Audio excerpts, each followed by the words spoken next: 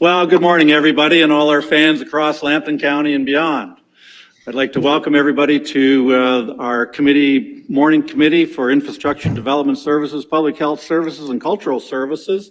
We have quite a few of our members are on Zoom, so welcome all you Zoomers. And we'll call this meeting to order, and I'll ask any members of the committee to declare a pecuniary interest at the appropriate time. The first thing that we have on our agenda is correspondence to receive and file for the Infrastructure Development Services Division. It's a letter from the Wind Concerns Ontario. So could I have a mover and seconder to receive that? Councillor Broad, Councillor Stark. Any questions? Warden, go ahead, sir. Thank you, Chairman. I was just wondering if there was something that we could support on this letter as opposed to receiving and filing. I read it a couple times, but if there was, maybe I'm wrong on that there's something that we could support. Well, I'm not sure, Mr. Warden. What do you suggest? Well, I do support the letter, and I didn't know if by just receiving and filing would show our support or not. I guess it's the 2 kilometer thing that they're saying would be good compared. Like that's what we wanted way back when we were dealing with them a few years ago. So you're absolutely right, Mr. Warden. All those things that were brought up in there was evidence presented at the time of all those hearings, and I brought up a number of those things. I know all of our councils supported the essentially 2 kilometer setback. In the States, I think it's 2 mile. And then from other areas, it was even farther. So I think there were some areas that were over 5 miles. And we were told in no uncertain terms, thanks for coming out by the provincial government of the day. And now that that's enshrined in legislation, do you think it's going to matter? Unless we take up the cause and move forward, sir. Okay. Well, that's like I said, I just wanted to have a quick discussion on that. And if this is all we need, then that's great. Okay. Anyone else want to weigh in on this? Deputy Warden Hand, go ahead. No, I support what Warden Marriott is saying. Like, I don't understand without them asking for support, how do they garner enough push to be able to get what they want? So I think it needs people saying we're in favor of this and saying to the government that we want to see this change. So I think it needs more than receive and file. Okay, so are you proposing an amendment to the motion then? Or do you want to pull it out and we can talk about it and we'll receive it, and then if someone wants to make a motion after, then we'll go ahead with that? Is that the direction I'm hearing from a couple of you folks? Sure. Can we adjust the original motion? Well, what I would do is receive it as information, and then if there's a motion forthcoming, then you guys can make the motion. Thank you. So if it's all right with the mover and seconder, we'll take that as receiving as information. Councillor Bradley, go ahead. Mr. Chairman, I had a question for, I don't see Mr. Tebow on the call. He's here. He can see you. All right, thank you. In the letter to council, it talks about wiping out existing setbacks. In other words, anything that's been approved now to move forward and to impose these new setbacks on existing turbines. And I just want to know from a legal perspective, how can you do that? I was always under the belief that we could not retroactively move to change things that have been endorsed or passed in the past. Mr. Tifo, do you want to respond to that, please, sir? Thank you, Chair Arnold. That's correct, Councillor Bradley. Ultimately, if Council supported this would be a forward-looking setbacks for new infrastructure. Those setbacks wouldn't be able to be implemented retroactive to the infrastructure that's already been installed. That infrastructure that's already been installed would be grandfathered as a matter of law. I just draw everyone's attention to the second last sentence. New setbacks are also needed to apply to any repowering of existing turbines. The current practice of grandfathering is not appropriate in light of evidence. So I totally support the motion. I've been very involved in this issue. I'm supportive of the others out there in the county on it. I just wonder if we're passing in that portion something that's misleading to people. Okay. How may I receive this as information? And all in favor of receiving as information? That be carried. And is there a motion forthcoming in regards to supporting, and what parts are you supporting?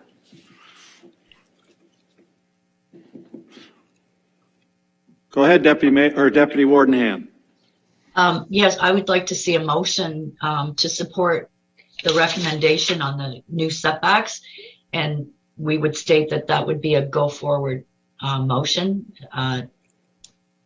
as Mayor Bradley suggested. We can't change what's already done. We're just talking about any future developments. Okay, so that's your motion. Do I have a seconder for that? Warden Marriott. Any discussion in that regard? Councillor Broad, go ahead, sir. If we could just include in that it be circulated to the member municipalities. Okay. I believe that's appropriate by the mover and seconder. Anything else? All in favor? That be carried. Thank you much. We have 6 information reports. Do you want to receive those as information, and then any other motions forthcoming out of those? You guys can go ahead and make them. Moved by Councillor Stark, seconded by Councillor Weber. All in favor of receiving these as information?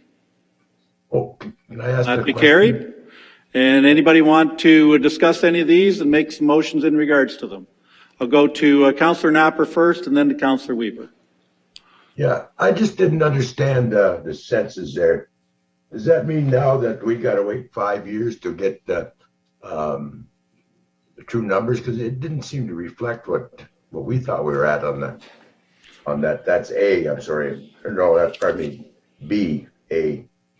Well, I'll take a shot at it first. My understanding is every 5 years, it's all the citizens in your municipality that fill out the census.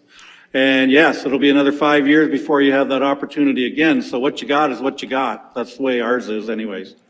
Well, the reason to bring up the question, because I think it's on the books here at the county that from Wellmill get, once we reach 10,000, we get an extra member of county council. So am I correct in saying that won't happen for 5 years? You'll have another kick in 5 years if you can get rally all the people out there and get them to fill out the census report, because that's what everything through the upper levels of government are doing, is using those numbers. It's based on the people that'll respond. That's my understanding. Is there someone from staff that wants to just take a shot at that as well and make sure that I'm not misleading Councillor Napper? Jason, go ahead, sir.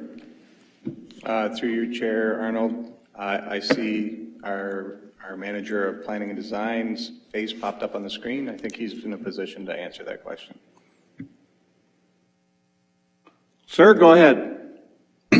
Good morning, members of committee. Thanks, Mr. Cole. Just to your, pardon me, thanks to your, to address your question, Councillor Napper, one of the issues that has come up as a response to the census numbers that has been circulating in the county planning directors is a recognition that for a couple of years now, we've had very little, if any, immigration included in those numbers. So the numbers that you're seeing are what I would call COVID-19 numbers. And they respond to the fact that borders were closed, immigration was not available. So there's probably an underreporting that's happening. Unfortunately, the census is every 5 years, so we won't see that catch up happen until the census staff do their reporting of the adjustments that they do based off of these numbers every year that are estimates. But the next time that the official numbers will come out is in fact the next census in 5 years. Well, 4 years and however many months now. Anything else, Councillor Napper, in that regard? Well, so so this all hinges that extra member on county council, because I got 2,000, we're above the 2031 projections already. And I guess it was just wishful thinking. I guess I'll have to go back and tell my deputy mayor they're not coming to the big house. Okay. Anyone else want to speak to the census numbers? We'll go Councillor Stark first and then Councillor Bradley. Thank you, Mr. Chair. My question relates to the algorithm that's referenced in the report. What is the purpose of the algorithm, and does it have any implications on that period? And this would go to Councillor Napper's point. Does it have any reference to the period between the census, the actual censuses? Mr. Cole, can you respond to that, please? Again, Mr. Melanson, I'll look to you. Thank you, Mr. Cole. Through you, Mr. Chair, to Councillor Stark. The algorithm is just an interesting information tool that we have access to that provides an almost real-time assessment of the national population and the Ontario population.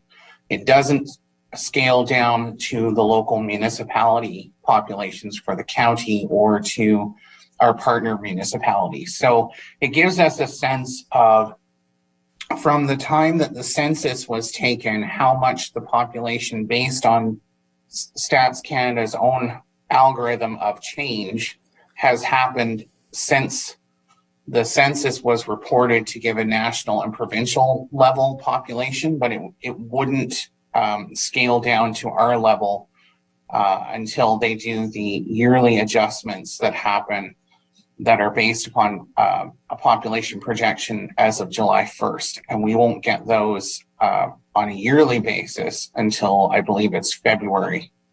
So we have a little while yet to wait to see what the adjustments will be. So it's more a matter of interest only then? Correct. Thank you. Councillor Bradley, did you want to speak to the census question? Yes, Mr. Chairman, thank you. 2 points, and this one has been raised over and over again every 5 years. The lack of participation by the First Nations.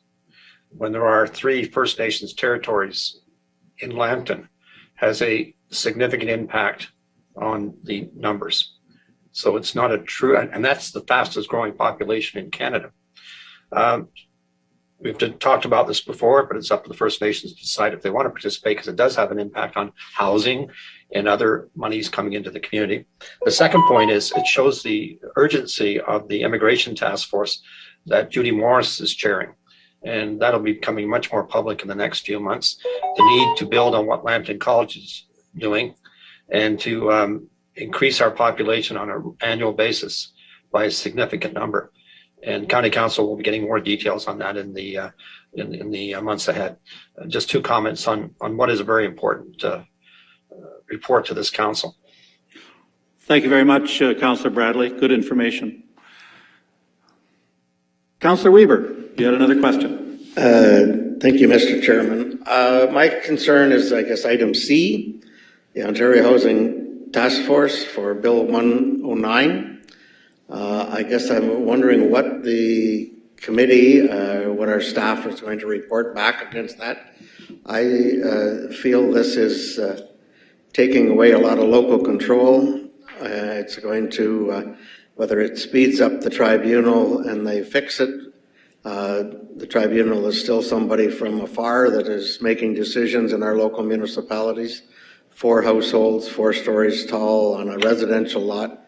Something that certainly Lambton Shores has dealt with, and the public is not accepting of that. And there's the site plan control that they're talking about reducing or making it not mandatory for this kind of building. So I think as a rural area or a small town area, this certainly speaks to some of the issues when there's transit available and they don't need the parking places for 4 buildings on a house. I guess those comments, I am definitely opposed to this Bill 109 and what they're proposing here for our planning, and I want somehow to relay that through to our planners when they comment. Where's local government in this, and how is the province working with us, or are they just taking away powers with that? We're going to make affordable housing. 4-story on a beach in Grand Bend is not affordable housing in any shape or form. So the density is, there's areas for density, there's areas that residential should stay residential. So is any comment from our planner on what their thoughts are, or do we need a motion to oppose this, or the certain things that are not fitting for small town Ontario, Lambton? Mr. Cole, can you address that question, please? Ken Melanson will be our subject matter expert here. Okay, good. Ken, if I can. Thank you, Mr. Chairman.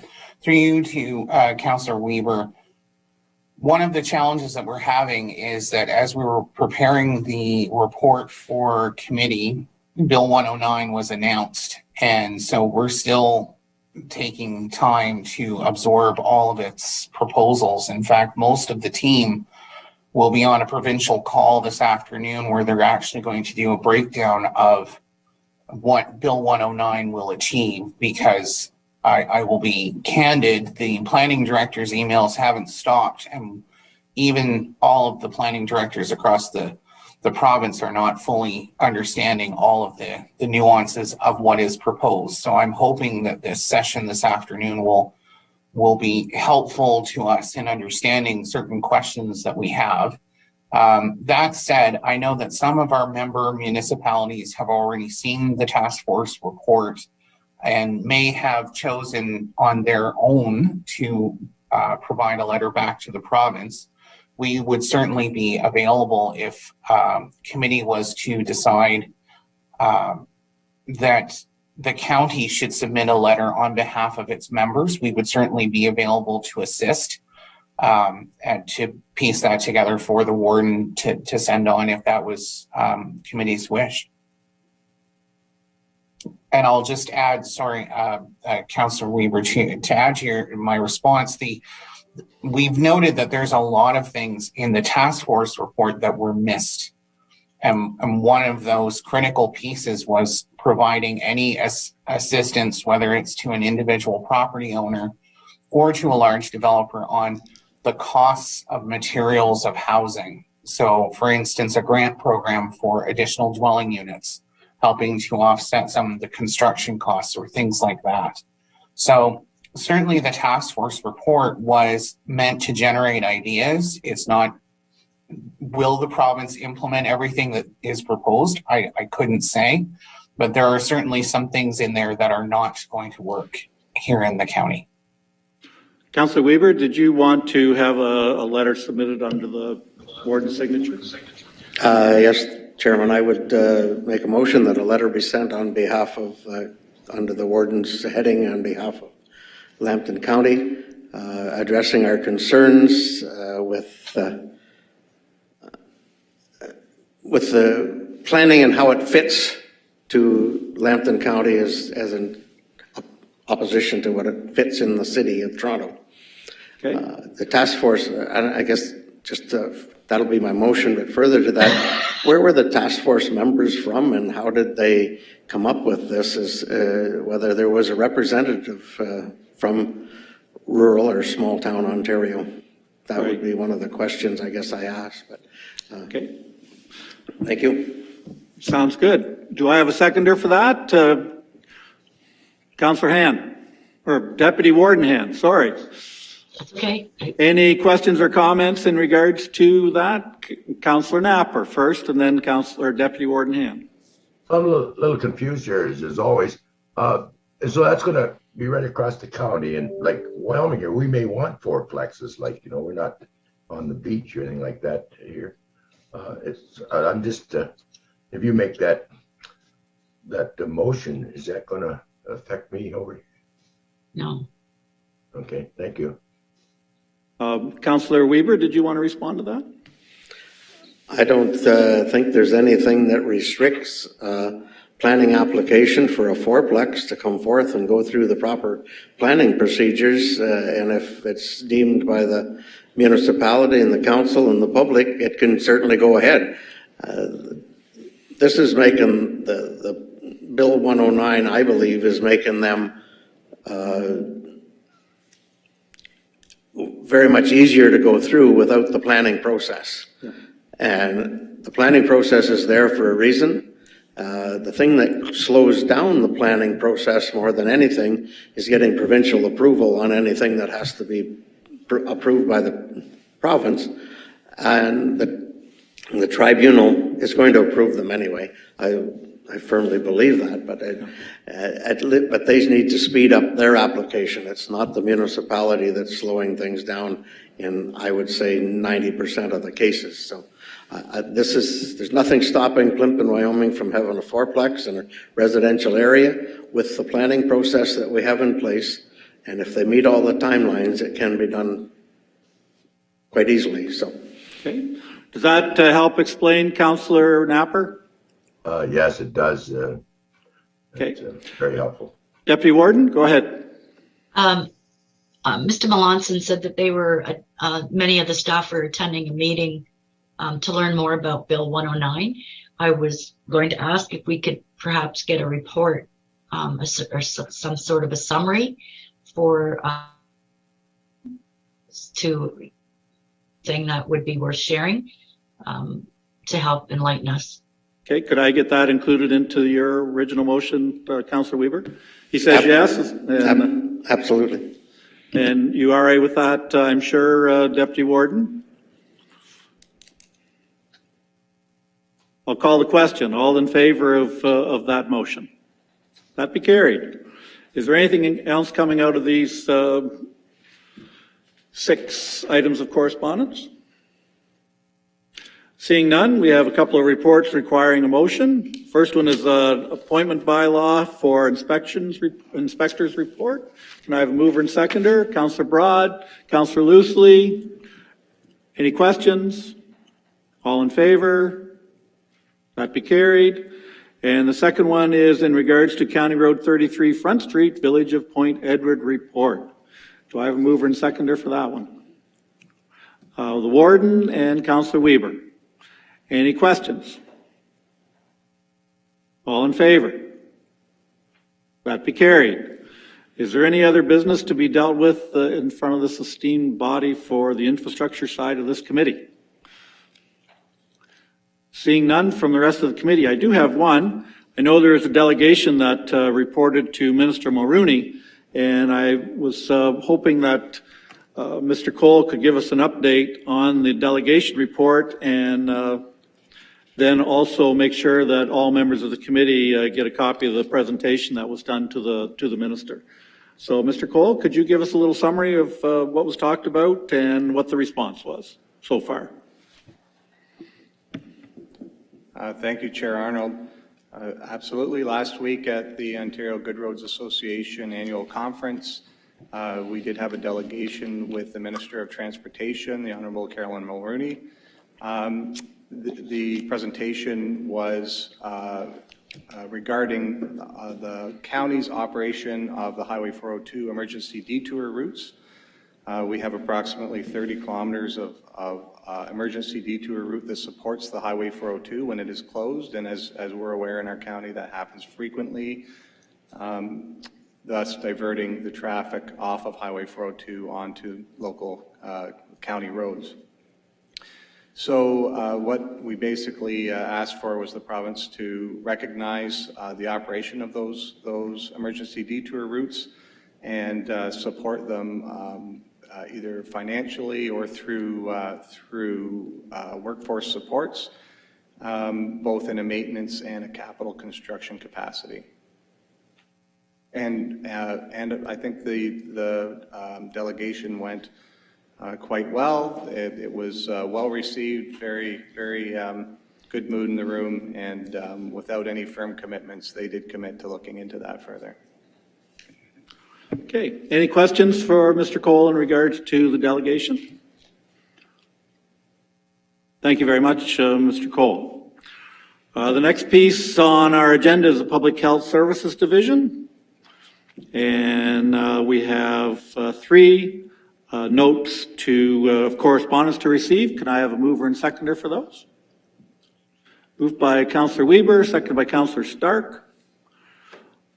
All in favor of receiving those as information? That be carried. Is there any business to come out of those three notes? Councillor Weaver, go ahead, sir. Thank you, Mr. Chairman. I guess I'd like to have comments from Andrew regarding item B with the letter of supporting the request for worker deployment measures by the board to continue. I would be prepared to move support of that if that is after comments. Do you want Mr. Taylor to respond first, and then I'll open it up for a motion? Mr. Taylor, can you respond to item B, please? Yes, I would be happy to, through you, Councillor Arnold. The correspondence is about the deployment measures that we successfully used throughout COVID, and the ask here to the province is basically to keep them in place. The value of keeping those measures in place is, should COVID ramp up again, these measures allowed us to activate many measures on the ground with staff that made it successful for us to make the work happen. So I would say that this is a very important initiative that they're talking about, and these measures are set to expire at the end of April, and there is value in keeping them in place should we need to rely on them again in future. Okay. Councillor Weaver, did you want to make a motion to support? Yes, I would move that we support the letter from Gary McNamara, item B. Seconded by Councillor Napper. Anyone wish to speak to this? Seeing none, all those in favor of issuing a letter of support? That be carried. Thank you much. Anything else in regards to those three? Seeing none, there's a couple of information reports. Do you want to receive those information reports as information? Can I have a mover and seconder? Moved by Councillor Stark, second by the warden. Any questions in regards to any of those reports? Seeing none, all in favor of receiving those reports as information? That be carried. The next we have is the Emergency Medical Services Department. There's no agenda items and other business. Is there any other business? Gee, I've been remiss. I haven't asked our staff folks if they had any other business they wanted to bring up. So Andrew, I'll ask you if you have anything that you want to bring up at this time. Nothing else for public health services, thank you. Okay. And Mr. Cole, can I go back to you? And I apologize for not giving you the opportunity if there's anything you wanted to bring another business up. You okay? No, thank you very much, Mr. Chair. Okay, thank you very much. The next council is Cultural Services. There's two information reports. Anybody want to make a motion to receive those information reports? Moved by Councillor Bradley, second by the Deputy Warden. Any questions in regards to any of those information reports? Seeing none, all in favor of receiving those information reports? That's carried. The next we have is we have a motion here in regards to the strategic plan report, and it includes the attachment that's with it. And there's a motion required for it. And there's a recommendation to committee. Anybody want to make that motion to agree with the recommendation? Councillor Bradley, seconded by Councillor Stark. Mike, go ahead. I do have a question to the staff. And I just want to, and it fits in with this whole strategic plan thing, or it can do it under new business, Mr. Chairman. So the province the other day announced a 50% cut to Ontario library services, 50% cut. What does that mean to this strategic plan? What does it mean to Lambton County?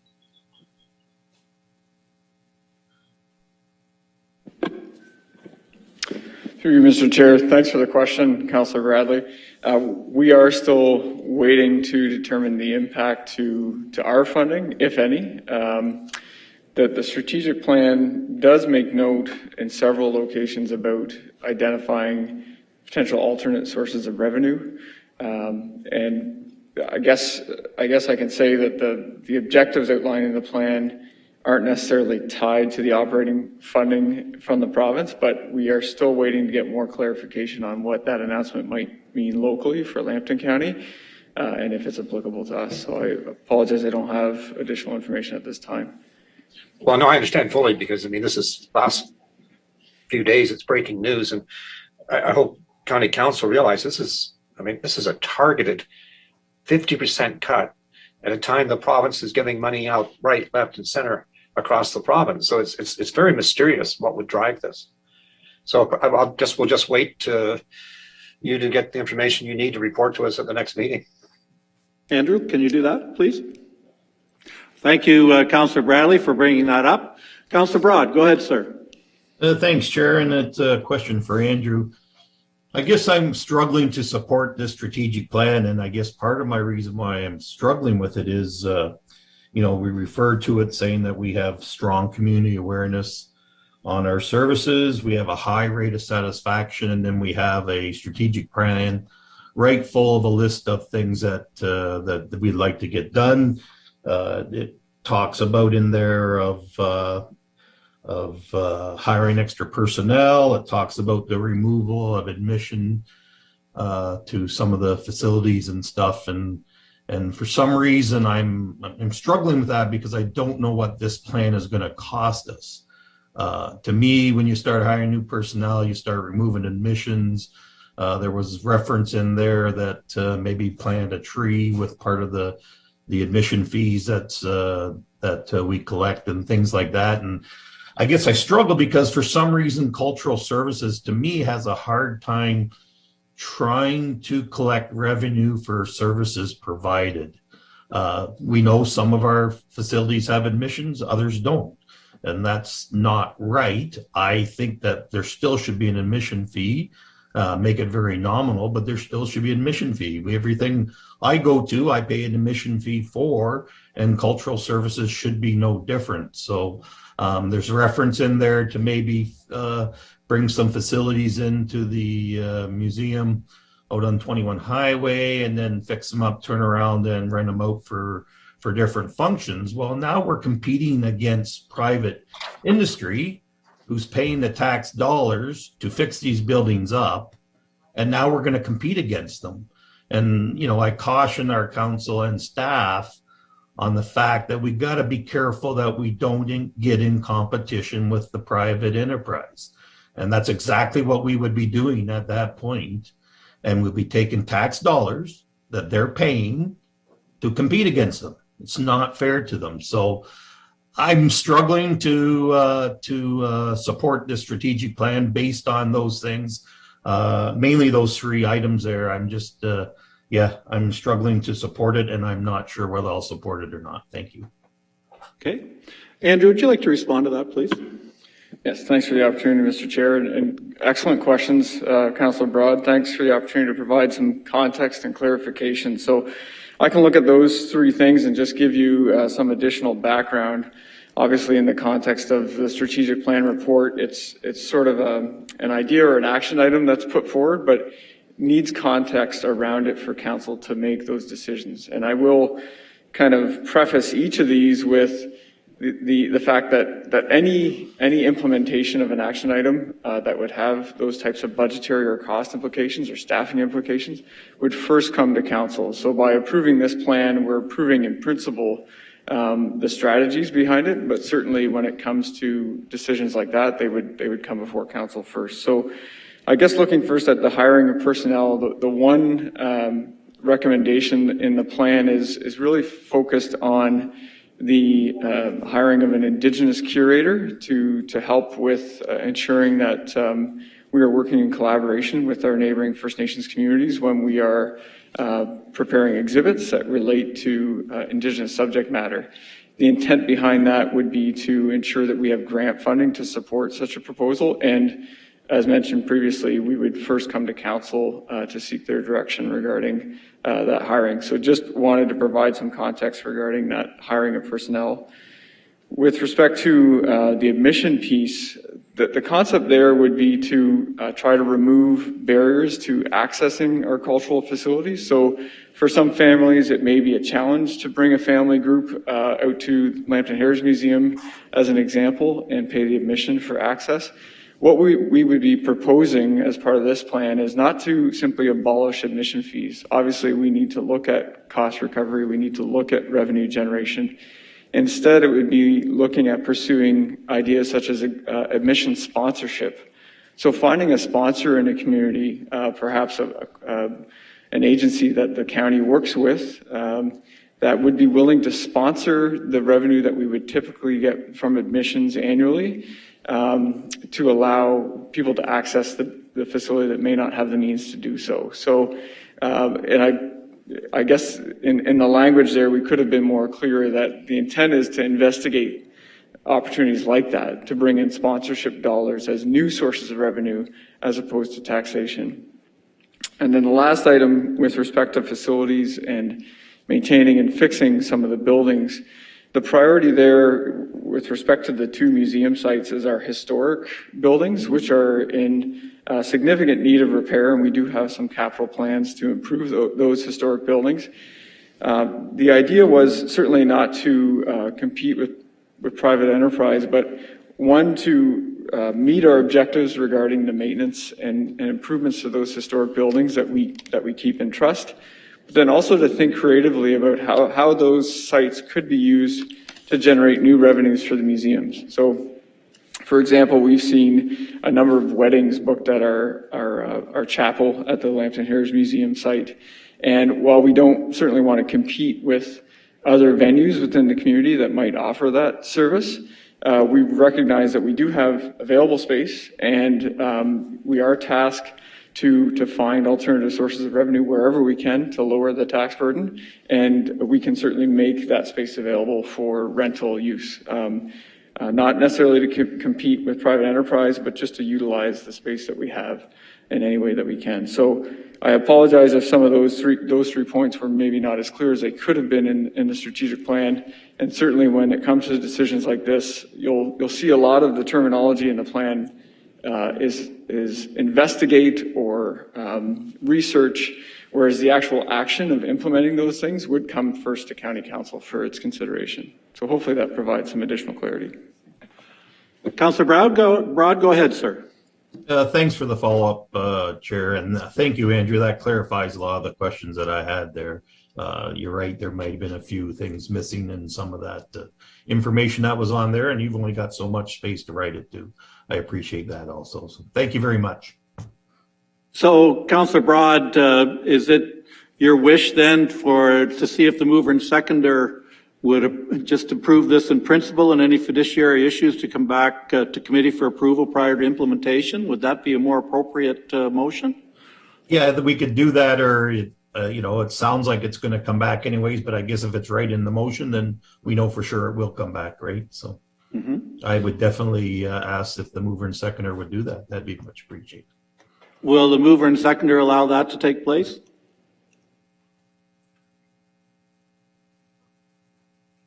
Who moved and seconded this, sir? Councillor Bradley and Councillor Stark, are you okay with that, or do you want it left the way it is? Certainly fine. Thank you. Okay. Councillor Stark, are you okay? I'm agreed, yeah. Okay. Thank you. Thank you, folks. So I'll call the question unless there's other comments. Councillor Weber first. Go ahead, sir.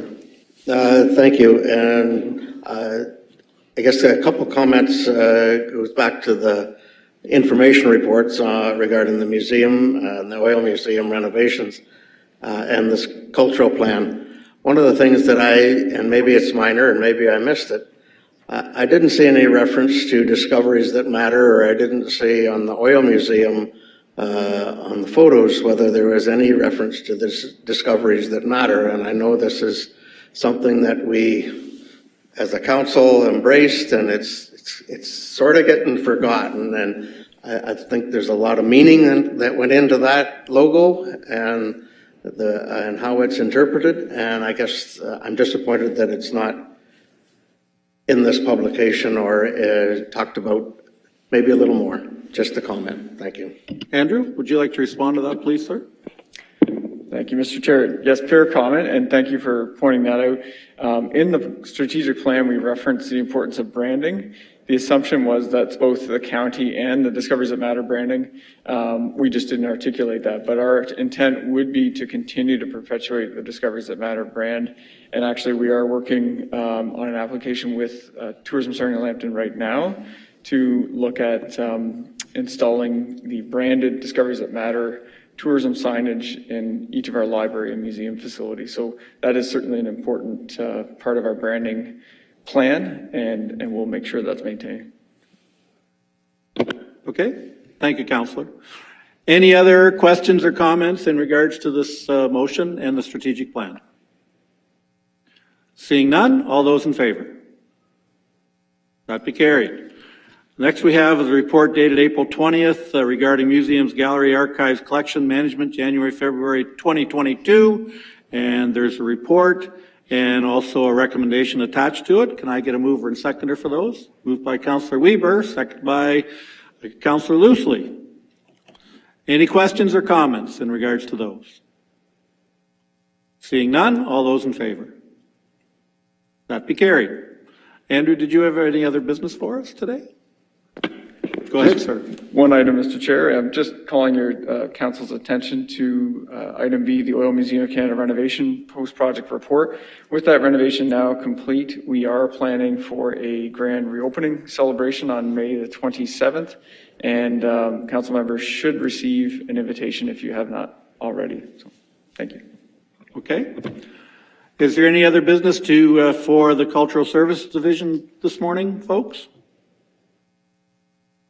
Seeing none, thank you. And there's no in-camera items today. And the last thing we have to do is to go home. So would anyone like to make that motion? Councillor Broad, Councillor Napper. All in favor? That be carried. Thank you very much to our myriad of followers on Zoom, YouTube, and every other social media site that you have. And thank you, committee, and we will catch up to you in May.